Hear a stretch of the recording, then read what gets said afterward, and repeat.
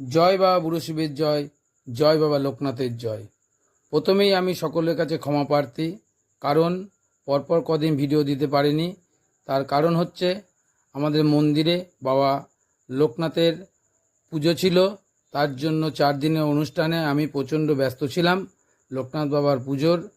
আজকে সকলে দেখুন এই যে মন্দির, কত সুন্দর মন্দির। মন্দিরে বাবা লোকনাথের পুজো। তা লোকনাথের পুজোয় সন্ধ্যায় কীর্তন অনুষ্ঠান হয়েছিল। সেই কীর্তনটি আমি ফেসবুকে লাইভ দেখিয়েছি, আপনারা ফেসবুকে দেখে নেবেন। এবং পরপর 4 দিনের ব্লগ আমার পরপর ছাড়ব, আপনারা সকলে দেখবেন। তা আজকে কীর্তন শ্রবণ করুন এবং আমাদের ভিডিওটি এরপরে দেখবেন। তো এবার আমি যাই, তোমাদের বাই।